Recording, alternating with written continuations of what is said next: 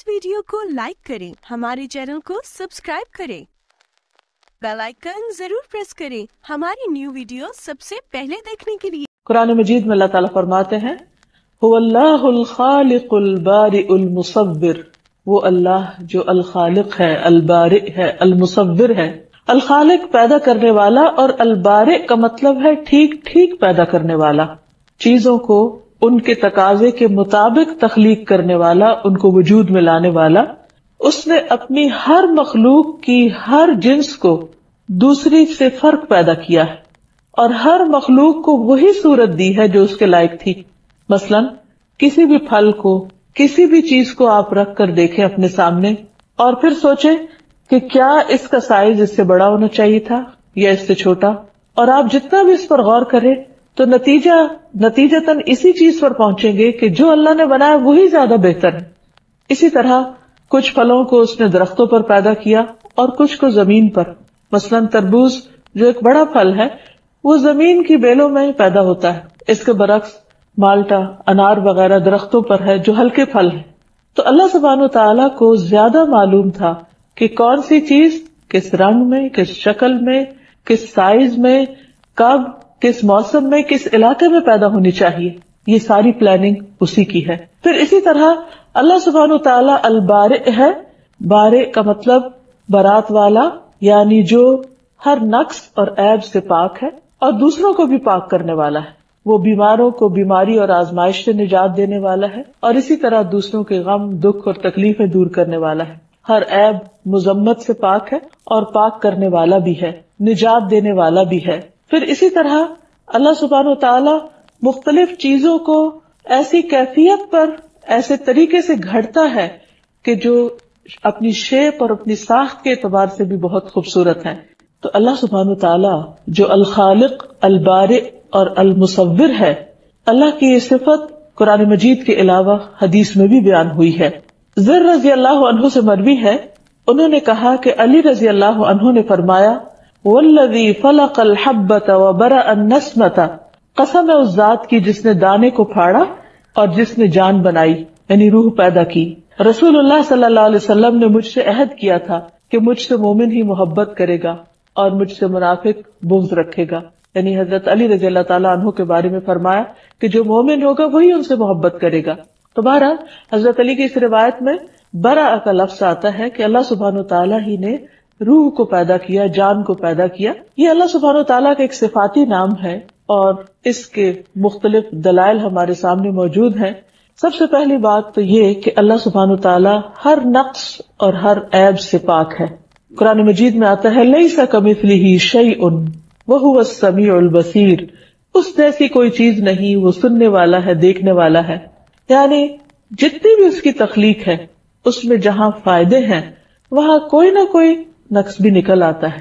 सिर्फ एक जात, वो अल्लाह की जात है जो हर ऐब और हर नक्स से बरी है। फिर इसी तरह अल्लाह सुब्हानो तआला दूसरों की भी बरात करता है। मूसा अलैहिस्सलाम पर बनी इसराइल ने एक इल्जाम लगा दिया था कि उनके जिस्म में कोई नक्स है, ऐब है, इसीलिए वो हर वक्त बहुत अपने आप को लपेट ओढ़ कर रखते हैं, पर्दे में रहते हैं। तो अल्लाह ताला ने एक ऐसी सूरत पैदा कर दी कि जिससे उनके इस इल्जाम को उनसे दूर कर दिया गया और इसका सबब पैदा करने वाला भी अल्लाह सुब्हानो तआला है। कुरान मजीद में आता है, या अय्युहल्लज़ीना आमनू ला तकूनू कल्लज़ीना आज़ौ मूसा फबर्रअहुल्लाहु मिम्मा क़ालू व काना इंदल्लाहि वजीहा। ऐ लोगों जो ईमान लाए हो, उन लोगों की तरह ना हो जाओ जिन्होंने मूसा अलैहिस्सलाम को तकलीफ दी, यानी बनी इसराइल की तरह नहीं जिन्होंने अपने पैगंबर को तकलीफ दी। तुम अपने पैगंबर को तकलीफ मत देना। तो अल्लाह ताला ने उन्हें उससे पाक साबित कर दिया। तो ये अल बारि का माने क्या है कि वो बरात करने वाला है अपने बंदों की जिनसे वो मोहब्बत करता है और जिनके ऊपर जिद या हसद की वजह से इल्जाम लगा दिए जाते हैं। फिर इसी तरह अल्लाह सुब्हानो तआला मरीज को भी पाक करने वाला है। हजरत आयशा से रिवायत है कि एक मर्तबा रसूलुल्लाह सल्लल्लाहु अलैहि वसल्लम बीमार हो गए तो जिब्रील अलैहिस्सलाम आपके पास आए और उन्होंने आप पर ये दुआ पढ़ी, बिस्मिल्लाह युब्रीका व मिन कुल्ली दाइन यशफीका व मिन शर्रि हासिदिन इज़ा हसदा व शर्रि कुल्ली ज़ी ऐनिन। अल्लाह के नाम के साथ वो आपको सेहत अता करे, यानी युब्रीका, वो आपको बरी कर दे, इस बीमारी से निजात दे दे, اور ہر بیماری سے شفا دے، اور حاسد کے شر سے جبکہ وہ حسد کرے، اور ہر بری نظر والے کے شر سے اللہ آپ کو محفوظ رکھے۔ پھر یہ ہے کہ اللہ سبحانہ و تعالیٰ نے جو چیز پیدا کی وہ جس مقصد کے لیے پیدا کی اس چیز نے اس مقصد کو خوب پورا کیا۔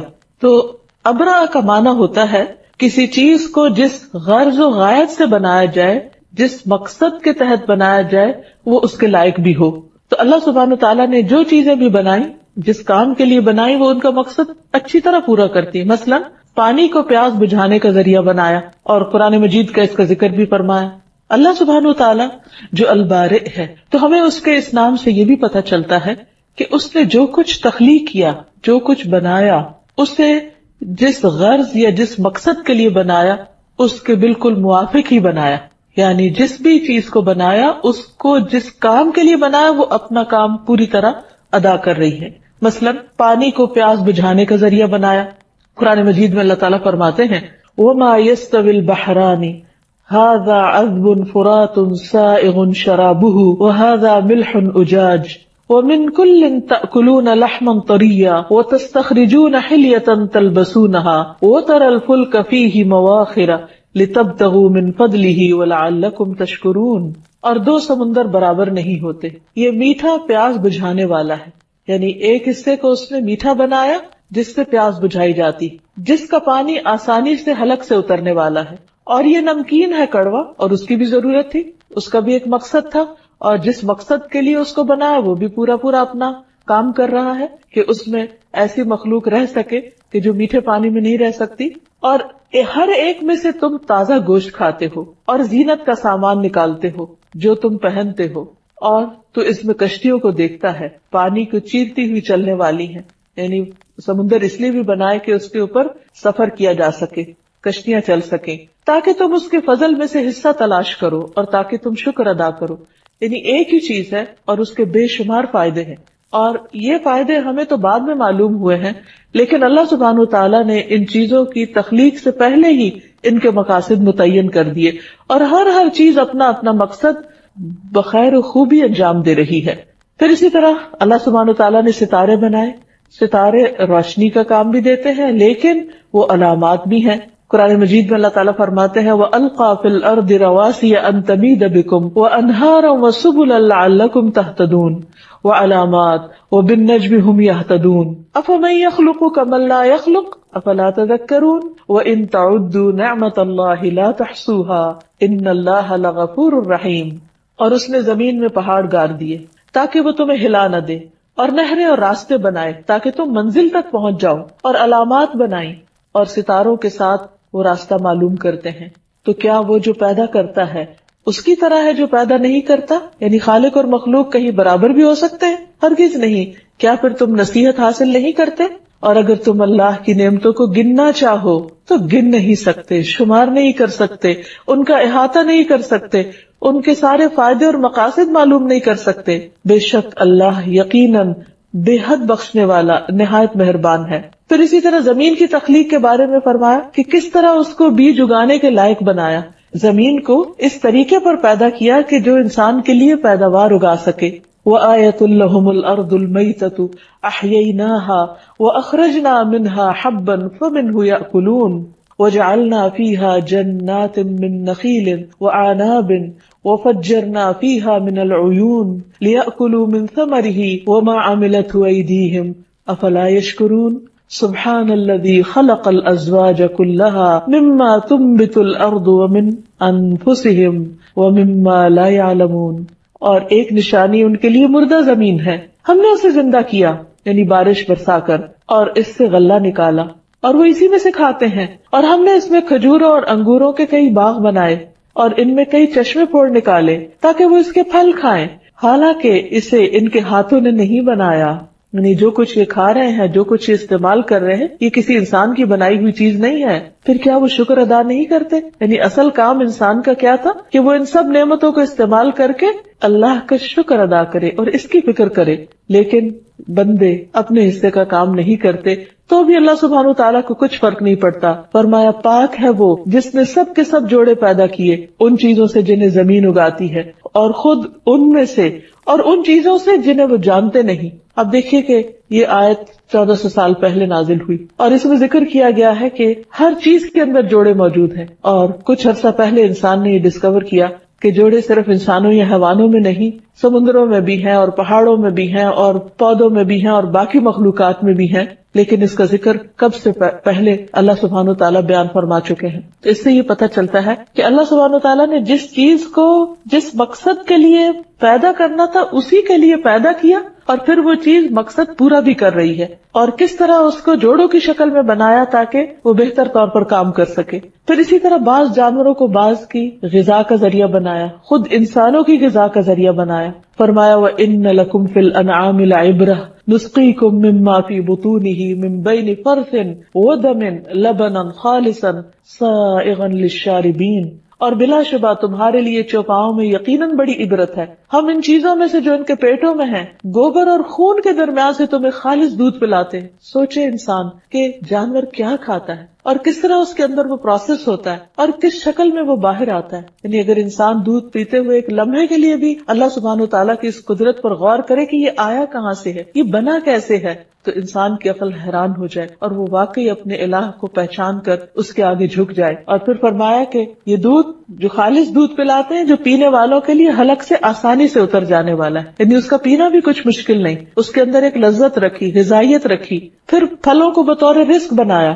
پھر مختلف رنگوں کے شہد کو شفا کا ذریعہ بنایا. یخرج من بطونها شراب مختلف الوانه فيه شفاء للناس ان فی ذلک لآیۃ لقوم یتفکرون. ان کے پیٹوں سے پینے کی ایک چیز نکلتی ہے، یعنی مکھی کے پیٹ سے، جس کے رنگ مختلف ہیں. اس میں لوگوں کے لیے شفا ہے.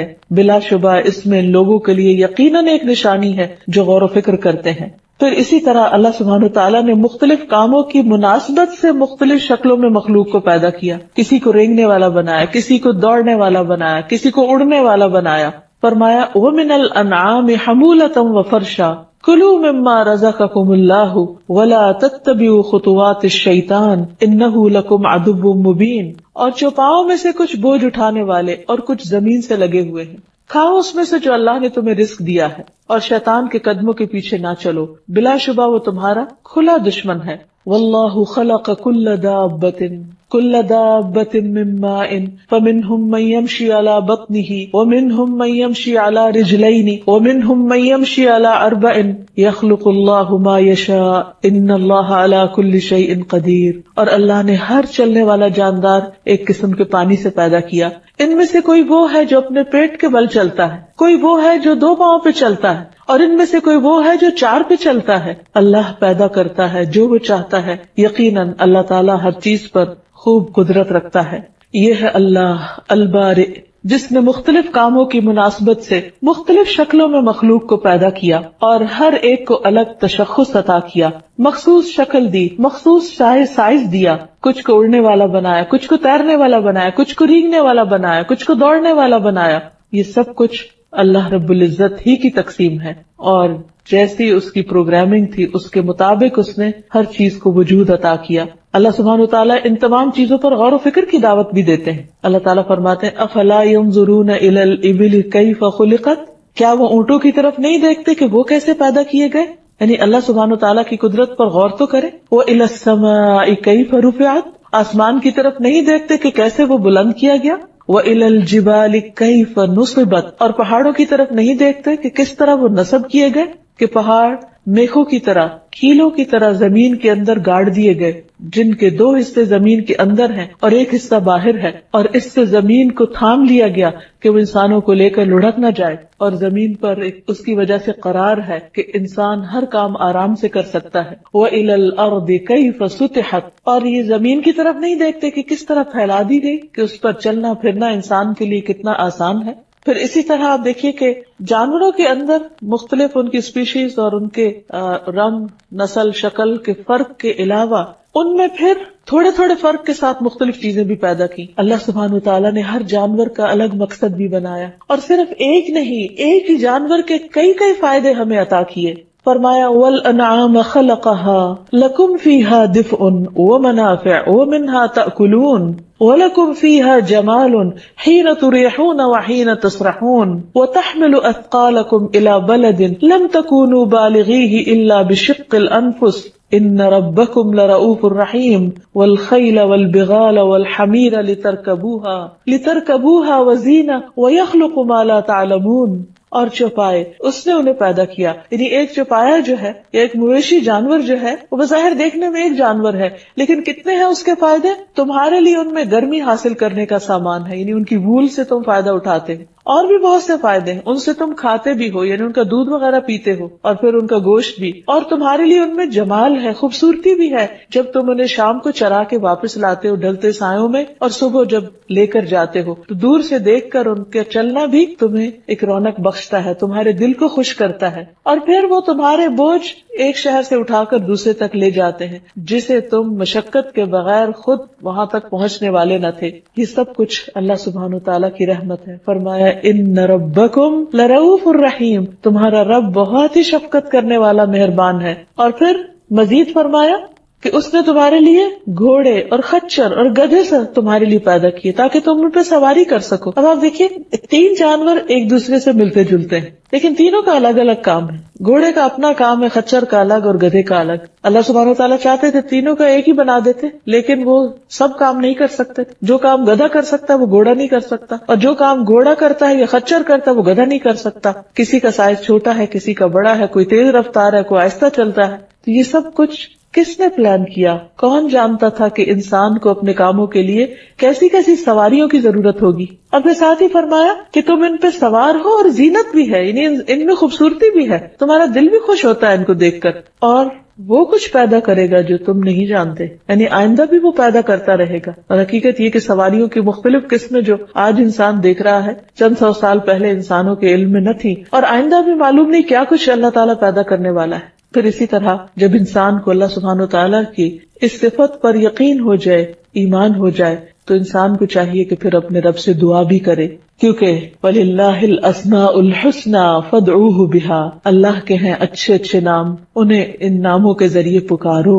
سب سے پہلی بات تو یہ کہ قرآن پاک میں اللہ سبحانہ وتعالیٰ ہمیں حکم دیتے ہیں فَتُوبُوا إِلَىٰ بَارِئِكُمْ، اپنے پروردگار کے حضور توبہ کرو، یعنی جس نے اتنا کچھ تمہارے لیے اتنا با مقصد بنایا، اتنا اپروپریٹ بنایا، تو اس کا حق تو تم ادا ہی نہیں کر سکتے، ایک نعمت کا بھی نہیں۔ اس لیے جب تم اس سے غافل ہوتے ہو اور جب تم اس کی چھوٹی یا بڑی نافرمانی کا کام کر لیتے ہو تو تمہارے لیے لازم ہے کہ تم اس ہستی کی طرف پلٹو جس نے تمہیں یہ سب کچھ دیا ہے۔ پھر اسی طرح رسول اللہ صلی اللہ علیہ وسلم نے حفاظت کے لیے ایک بہت ہی خوبصورت دعا سکھائی، اعوذ بکلمات اللہ التامات التی لا یجاوزہن بر ولا فاجر من شر ما خلق وذرأ وبرأ، یہاں بھی برأ یعنی البارئ کی صفت کا ذکر ہے، ومن شر ما ينزل من السماء ومن شر ما يعرج فيها ومن شر ما ذرأ في الارض ومن شر ما يخرج منها ومن شر فتن الليل والنهار ومن شر كل طارق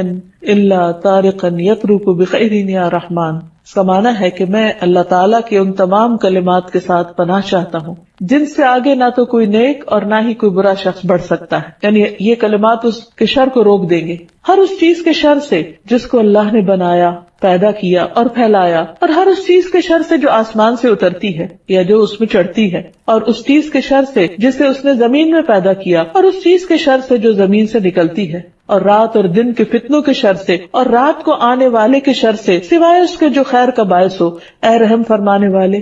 تو اس طرح انسان ہر طرح کے شر سے اپنے آپ کو بچانے کے لیے اپنے رب کا سہارا لیتا ہے اور اس کے دامن میں پناہ لیتا ہے ان دعاؤں کو مانگ کر۔ اسی طرح انسان کے لیے لازم ہے کہ وہ اللہ سبحانہ وتعالیٰ کے ساتھ ایسا تعلق قائم کرے کہ جس سے وہ اپنی زندگی کے مقصد کو پورا کر سکے اور بے مقصدیت سے نکلے، کیونکہ اللہ تعالیٰ نے ہر چیز کو ایک مقصد کے ساتھ ایک خاص طریقے پر پیدا کیا۔ تو اس سے ہمیں کیا سبق ملتا ہے کہ جس رب نے مختلف چیزیں ایک خاص ڈیزائن کے ساتھ بنائی، ایک خاص سائز میں بنائی، ایک خاص رنگ میں بنائی تاکہ ہماری ضرورت پوری ہو سکے، اور وہ تمام چیزیں اسی کے مطابق عمل بھی کر رہی ہیں، اپنا مقصد بھی پورا کر رہی ہیں، تو پھر ہمارے لیے کیا لازم ہے کہ ہم بھی اپنی زندگی کا مقصد پورا کریں، اور وہ کیا ہے کہ اللہ کے حق کو سب کے حقوق پر زیادہ ترجیح دیں، اللہ سبحانہ تعالیٰ کے آگے جھک جائیں، اس کے ساتھ ایک گہرا تعلق قائم کریں، اور جب اس کی نعمتوں کو دیکھیں، اس کی تخلیق کو دیکھیں تو یا بارئ پکار اٹھیں۔ پھر ایک اور بڑی اہم بات یہ ہے کہ اللہ تعالیٰ نے جس چیز کو جس مقصد کے لیے پیدا کیا ہے، جس فطرت پر پیدا کیا ہے،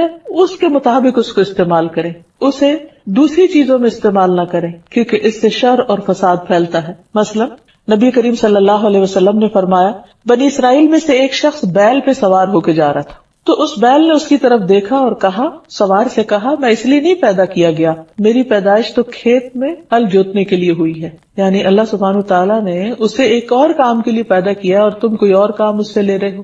پھر اسی طرح ہشام بن زید کہتے ہیں کہ میں انس رضی اللہ عنہ کے ساتھ حکم بن ایوب کے پاس گیا تو کچھ لوگ میرے گھر میں ایک مرغی کو نشانہ بنا کے تیر مار رہے تھے، نشانہ بازی کر رہے تھے مرغی پہ۔ تو انس رضی اللہ عنہ نے فرمایا کہ رسول اللہ صلی اللہ علیہ وسلم نے اس بات سے منع فرمایا کہ جانوروں کو باندھ کے نشانہ بازی کی جائے، یعنی مرغی اس لیے نہیں بنی کہ اس پر ہم نشانہ بازی سیکھیں۔ اسی طرح جانوروں کی کرسی بنا کر ان پر نہیں بیٹھنا چاہیے۔ رسول اللہ صلی اللہ علیہ وسلم نے فرمایا، جانوروں پر اس وقت سوار ہوا کرو جب وہ صحیح سالم ہو، اور صحیح حالت میں ان کو چھوڑ دیا کرو، یعنی ان کو پریشان نہ کرو، اور راستوں میں آپس کی گفتگو کے لیے انہیں کرسیاں نہ بنایا کرو، یعنی یہ نہیں کہ مثلا دو شخص اپنے اپنے گدے کھڑے کر لیں اور اس پر اس طرح بیٹھ دیں جیسے کرسی پہ بیٹھتے ہیں، اور اس پہ ہنسے بولے کھیلیں اور نیچے جانور کو تکلیف ہو۔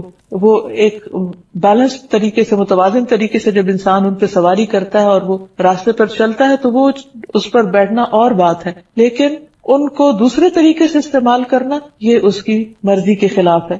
پھر اسی طرح یہ ہے کہ باقی تمام چیزوں میں بھی انسان اللہ سبحانہ وتعالیٰ کی تخلیق میں انٹرفیئرنس نہ کرے، یعنی پودوں کے اندر یا پانی کے اندر ایسے کام نہ کرے کہ جس سے زمین پر شر اور فساد پھیلے۔ لیکن انسان نے چونکہ ان تمام چیزوں کو بعض اوقات صحیح طور پر استعمال نہیں کیا، اسی وجہ سے آج ہم دیکھتے ہیں کہ دنیا بھر میں بہت زیادہ ایٹماسفیئر کے اندر تبدیلی اور تغیر کا جو مسئلہ پیدا ہو گیا ہے، جو خطرہ ہم سب کے اوپر منڈلا رہا ہے کہ کس طرح ویدر چینج ہو رہے ہیں، کس طرح بارشوں کے موسم اور باقی تمام چیزوں کے اندر تبدیلی پیدا ہو رہی ہے۔ اوزون لیئر کے اندر رکھنے پیدا ہو گئے ہیں جس کو انسان کی ایک طرح سے حفاظت کے لیے اللہ سبحانہ تعالیٰ نے رکھا، لیکن انسان نے اللہ کی مخلوق کو یا اللہ کی بنائی ہوئی چیزوں کو جب مس یوز کیا یا ان کاموں کے لیے نہیں کیا جن کے لیے وہ پیدا کی گئی تھی، تو اس سے اس کو خود ہی تکلیف ہوئی یا اس کے لیے مشکلات کھڑی ہو گئی۔ انسان کو یہ حق بھی نہیں کہ اللہ کی بنائی ہوئی چیزوں کا جو مقصد اللہ تعالیٰ نے متعین کیا یا جس چیز پر اللہ نے ان کو بنایا اس میں کسی قسم کی خلل اندازی کرے۔ مثلاً سمندروں کے اندر ایسے تجربات کرنا کہ جس سے وہاں کی مخلوق کو تکلیف پہنچے اور سمندری زندگی خطرے میں پڑ جائے، یہ بھی اللہ سبحانہ تعالیٰ کی تخلیق اور اس کے منصوبے کے اندر دست اندازی ہے۔ اسی طرح پودوں کے اندر اپنی مرضی سے تبدیلیاں پیدا کرنا، مختلف طرح کی غذاؤں کے رنگ یا شکل بدل دینا، یا ان کے ساتھ اس قسم کا تجربہ کرنا کہ جس سے ان کی ظاہری حالت بدل جائے یا ان کے رنگ بدل جائے یا ان کی تاثیر بدل جائے، تو اس چیز کی بھی اجازت نہیں ہے اور اس سے بھی بچنا چاہیے، کیونکہ فطرت کے ان امور میں مداخلت یہ دراصل ایک شیطانی کام ہے۔ شیطان نے یہ کہا تھا، وَلَآمُرَنَّهُمْ فَلَا يُغَيِّرُنَّ خَلْقَ اللَّهِ، میں انہیں حکم دوں گا اور یہ اللہ کی خلق کو بدل دیں گے۔ یعنی اللہ سبحانہ تعالیٰ نے چیزوں کو جس رنگ میں، جس ڈھنگ میں، جس مقصد کے لیے پیدا کیا ہے وہ انسانوں کو اس مقصد سے پھیر دیں گے، تو ان چیزوں سے بچنا بھی نہایت ضروری ہے۔ اللہ سبحانہ تعالیٰ جو ہر چیز کا خالق ہے اور جس نے ہر چیز کو ایک مقصد کے لیے پیدا کیا ہے، وہ مقصد کیا ہے کہ یہ تمام چیزیں انسان کی خدمت کریں۔ لیکن انسان نے بعض اوقات اللہ تعالیٰ کی اس تخلیق کو خود اللہ کے برابر قرار دے دیا، اور انسان اللہ کو پوجنے کی بجائے شجر اور حجر کو پوجنے لگے، درختوں اور پتھروں کو پوجنے لگے۔ تو البارئ پر ایمان لانے کا ایک تقاضا یہ بھی ہے کہ ہم نہ صرف یہ کہ اس شرک سے پرہیز کریں، بلکہ اس شرک سے بیزاری کا اعلان بھی کریں، اس سے برات کا اظہار بھی کریں۔ قرآن مجید میں اللہ تعالیٰ فرماتے ہیں، قُلْ أَيُّ شَيْءٍ أَكْبَرُ شَهَادَةً قُلِ اللَّهُ شَهِيدٌ بَيْنِي وَبَيْنَكُمْ وَأُوحِيَ إِلَيَّ هَذَا الْقُرْآنُ لِأُنذِرَكُمْ بِهِ وَمَنْ بَلَغَ أَإِنَّكُمْ لَتَشْهَدُونَ أَنَّ مَعَ اللَّهِ آلِهَةً أُخْرَى قُلْ لَا أَشْهَدُ قُلْ إِنَّمَا هُوَ إِلَٰهٌ وَاحِدٌ وَإِنَّنِي بَرِيءٌ مِّمَّا تُشْرِكُونَ۔ کہہ دیجئے کون سی چیز گواہی میں سب سے بڑی ہے؟ کہہ دیجئے اللہ، میرے درمیان اور تمہارے درمیان گواہ ہے، اور میری طرف یہ قرآن وحی کیا گیا تاکہ میں تمہیں اس کے ساتھ خبردار کروں اور اسے بھی جس تک یہ پہنچے۔ کیا بے شک تم واقعی گواہی دیتے ہو کہ بے شک اللہ کے ساتھ کچھ اور معبود بھی ہیں؟ کیا واقعی عقل مانتی ہے اس بات کو کہ اللہ کی مخلوق خالق کے برابر بھی ہو سکتی ہے؟ کہہ دیجئے میں تو یہ گواہی نہیں دیتا۔ آپ کہہ دیجئے کہ وہ تو صرف ایک ہی معبود ہے، اور بے شک میں اس سے بری ہوں جو تم شریک ٹھہراتے ہو۔ افسوس یہ ہے کہ انسان جس کو اللہ سبحانہ وتعالیٰ نے عقل دی تھی، سوچنے سمجھنے کی صلاحیت دی تھی، غور و فکر کی صلاحیت دی تھی، کہ اگر اس کے پاس کتاب وحی نہ بھی ہوتی تو بھی وہ اس عقل کے ساتھ مخلوق کی عبادت نہ کرتا۔ لیکن جب انسان اس درجے پر اتر آتا ہے تو اللہ سبحانہ وتعالیٰ اس چیز کو، اس سے برات کا اعلان کرتے ہیں، اس سے بیزاری کا اظہار کرتے ہیں، اور اپنے حبیب محمد صلی اللہ علیہ وسلم کو بھی اس بات کا حکم دیتے ہیں کہ آپ بھی اعلان کر دیجئے کہ میں اس سے بری ہوں جو بھی تم اللہ کا کسی کو شریک بناتے ہو۔ پھر اسی طرح اللہ سبحانہ وتعالیٰ کی دی گئی خبروں میں شک کرنے سے بھی برات کا اعلان کرنا چاہیے۔